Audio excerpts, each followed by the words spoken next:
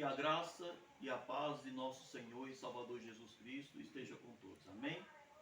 Amados irmãos e irmãs, é sempre um prazer imenso interagir com todos vocês, fazer novos vídeos, fazer novas transmissões. Estamos aqui mais uma vez para fazermos mais uma breve transmissão. Quero aproveitar aqui no momento e agradecer a todos vocês pelas orações em prol da minha saúde.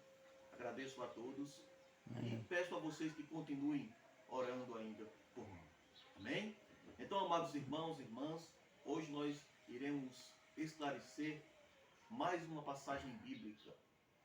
E essa passagem ela se encontra em Gênesis capítulo 22, versículo 2, que diz: E disse: Toma agora o teu filho, o teu único filho, Isaque, a quem amas, e vai-te à terra de Moriá, e oferece-o ali em holocausto sobre uma das montanhas que eu te direi.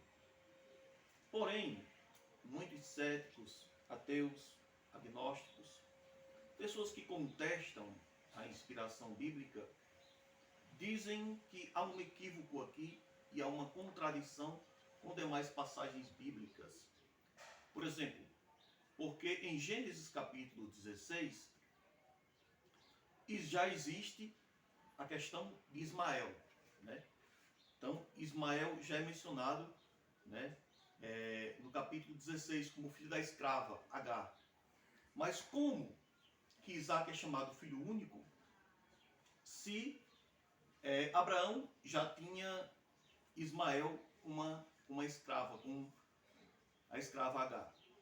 Bem, e também em Gênesis capítulo 25, versículo 6, é dito: Mas aos filhos das concubinas que Abraão tinha, deu Abraão presentes, e vivendo ele, ainda despediu-os de seu filho Isaque ao oriente, para a terra oriental. Então vamos esclarecer aqui.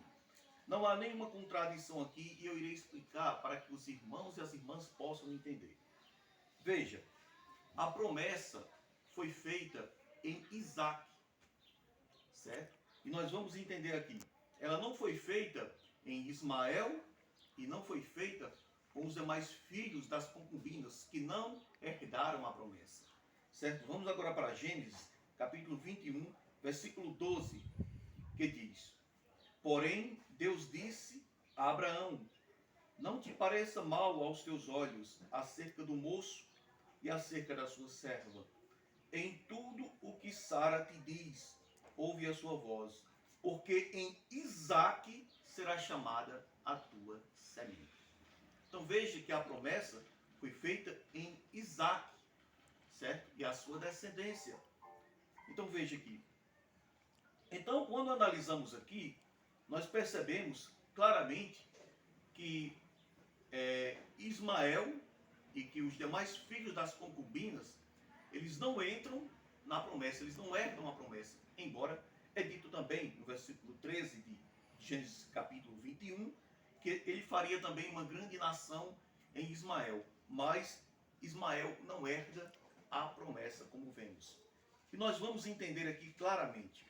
Quando vamos aqui para Gênesis capítulo 25, versículo 6, é lido: Mas aos filhos das concubinas que Abraão tinha, deu Abraão presente, e vivendo ele, ainda despediu-os de seu filho Isaque ao oriente, para a terra oriental. Então, como vemos aqui também, veja que esses filhos das concubinas, eles são mencionados 3 capítulos posteriores, né, do que é mencionado, do que é dito que Isaque era o único filho, certo? Então, vemos aqui que esses filhos poderiam ter surgido depois. E essa questão de ser o único filho é porque justamente Isaque é o filho da promessa. E é por isso que ele é chamado de único filho. E nós vamos entender aqui quando a gente pode observar em Gálatas, capítulo 4, o apóstolo Paulo faz uma comparação, certo? Entre os dois concertos, entre o antigo e o novo pacto, certo? E aqui ele diz, olha, Gálatas capítulo 4, do versículo 25 em diante, ele diz: Ora, esta Agar é Sinai, um monte da Arábia, que corresponde a Jerusalém, que agora existe, mas é escrava com seus filhos. Mas a Jerusalém, que é de cima, é livre, a qual é mãe de todos nós. Porque está escrito: alegra-te, estéril, que não dás à luz, esforça-te e clama, tu que não estás de parto, porque os filhos da solitária são mais do que os da que tem marido.